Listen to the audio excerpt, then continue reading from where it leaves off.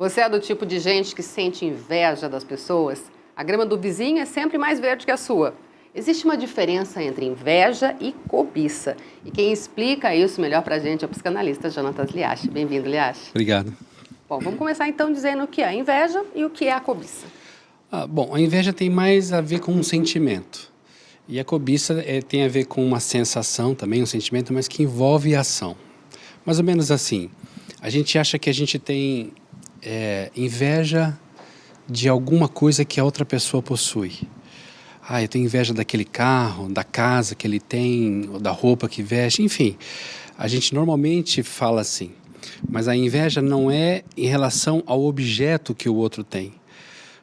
A inveja está relacionada ao sentimento que o outro tem quando ele desfruta aquilo que ele tem. Então, a minha inveja, na verdade, é um sentimento, é uma sensação que me faz buscar, pelo menos imaginar, aquilo que aquela pessoa está sentindo, desfrutando aquilo que ela tem. Pode ser um objeto, pode ser até uma pessoa. Inveja do namoro, do outro, da esposa, do marido, enfim. Então, envolve mais uma sensação. Agora, a cobiça não. A cobiça já é uma coisa que faz a pessoa lutar por aquilo. Mesmo que for de forma ilícita, vamos dizer assim. Porque nem sempre cobiçar é uma coisa que leva a algum fruto positivo.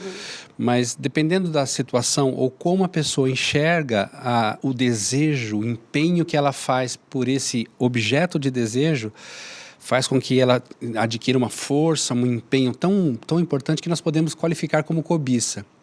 E mesmo que seja algo muito fora de controle, ela vai lutar por isso, ela vai se envolver nisso. Então, inveja é mais um sentimento e cobiça um sentimento que envolve ação. Uma vez me disseram que a inveja estaria ligado a... não é que eu não acho legal o que você tem, é que eu quero ter e não quero que você tenha. Aí é uma coisa que vai para além da inveja, né? Porque a inveja tem a ver com uma coisa de posse. Mas talvez não querer que o outro possua aquilo que você está desejando dele significa já algum controle, alguma coisa de orgulho, no sentido egocêntrico, né? Aquele voltado só para aquele narcisismo básico que a gente fala aqui. Então, desejar não é errado. Eu acho que a gente confunde as coisas. Por exemplo, eu posso desejar, querer e necessitar alguma coisa, ou alguém. Mas nem tudo aquilo que eu desejo é aquilo que eu quero. Nem tudo aquilo que eu quero é aquilo que eu necessito. E nem tudo que eu necessito é aquilo que eu desejo. É difícil essa confusão, né? Porque eu desejo algo, mas eu preciso daquilo. Porque a questão é, por que eu estou desejando aquilo? Qual é a minha motivação em desejar aquilo? Se o meu desejo foi simplesmente de desfrutar aquela sensação, então é inveja. E o problema da inveja é que ela afasta o invejoso do alvo que ele deseja. Porque não envolve ação, é aquela coisa assim, eu queria ter aquilo lá, mas se sente impotente, se sente incapaz, se sente menor, até porque acha que aquilo que o outro está desfrutando é algo inalcançável para ele. Terrível. Complicado. Agora, quando a gente fala, por exemplo, de redes sociais, que daí, né, de esperto ninguém posta coisa ruim, é o que a gente sempre diz, né?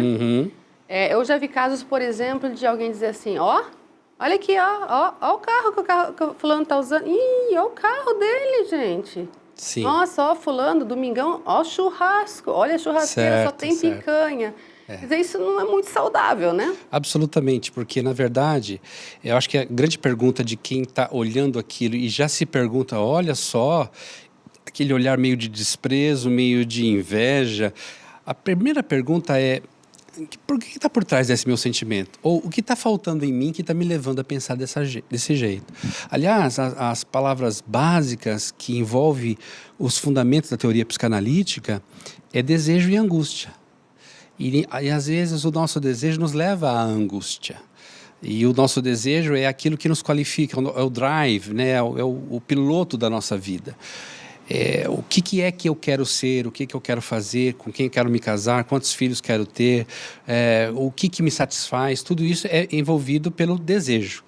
Então, o desejo é algo que fundamentalmente precisa ser muito bem controlado, Elaine. Agora, quando uma pessoa olha e fala assim, nossa, você viu que legal, fulano comprou, sei lá, uma Mercedes, nossa, que legal, né? Aí já é uma coisa diferenciada. Pois é, eu queria ter uma Mercedes, eu queria ter um BMW, eu queria ter um iate, coisas assim que fazem parte daquele cenário nosso de fantasia e de prazer extremo, aquele prazer que não envolve sacrifício, né? Aquelas imagens que a gente tem. Mas é assim, e volta a pergunta, eu preciso disso? Ou o quanto é que me satisfaz? Porque o dia que eu tiver uma Mercedes, será que eu não vou querer um Bugatti, uma Ferrari, ou um carro mais caro ainda, entende?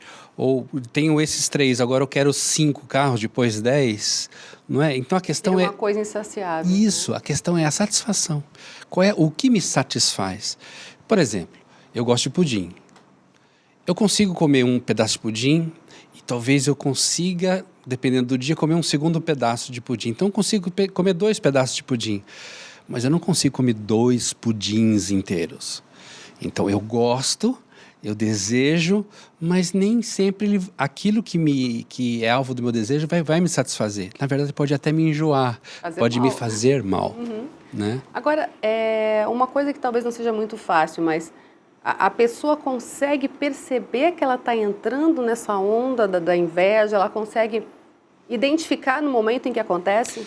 Talvez num primeiro momento em que as coisas começam a mudar, ter um chaveamento, uma pessoa que está estabilizada, satisfeita, está com segurança na vida, ela está tranquila. Mas na medida em que ela começa a virar essa chave e desejar algo, puxa, se eu tivesse tal coisa, talvez fosse melhor para mim.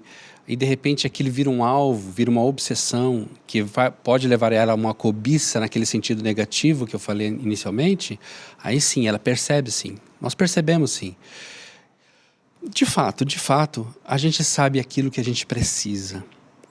Mas a nossa sociedade está dirigida ao consumo, estimulada ao consumo. Você trabalha na área, eu tenho formação em marketing também, a gente sabe como é que funciona esse mecanismo de desejos e estímulos. Necessidades, né? Criam Exatamente. necessidades a todo momento. Como é que a gente faz essa comparação? Se eu colocar a minha necessidade com o desejo, o que vai me satisfazer é a necessidade, não o desejo. O desejo pode ser aquele pudim que vai me enjoar.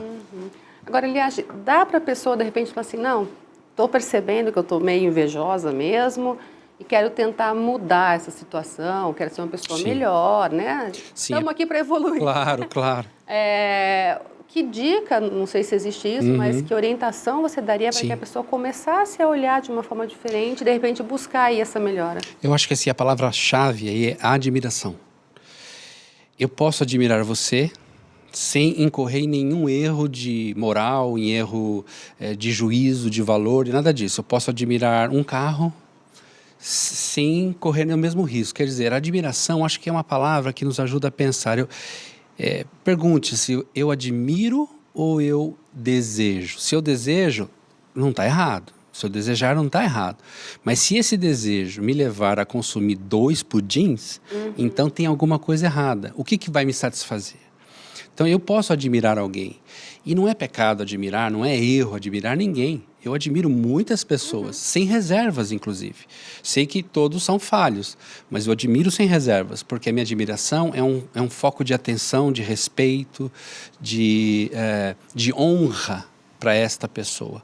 Então, os antigos filósofos, mestres religiosos ou da filosofia, eles tinham admiradores. Eram aqueles alunos que passavam anos e anos se preparando para seguir aquele mestre. E quando eles começavam a seguir aquele mestre, eles iam estudar somente aquilo que aquele mestre, o tema central da vida daquele mestre, durante toda a sua vida. Posteriormente, este aluno se tornaria um seguidor e continuador da obra daquele mestre e teriam novos alunos que, admirando esta temática, ou a didática deste mestre, seguiriam seus passos. Então, acho que a admiração é uma palavra que pode nos ajudar a equacionar isso. Vamos admirar mais do que invejar e menos do que cobiçar. Deixar mais leve, né? Mais leve. E se for preciso, buscar ajuda, né? Que não é vergonha para ninguém. Se a pessoa estiver descontrolada, aí só uma ajuda terapêutica vai ajudar ela a coordenar melhor os pensamentos. Com certeza. Muito obrigada mais uma vez. Eu agradeço.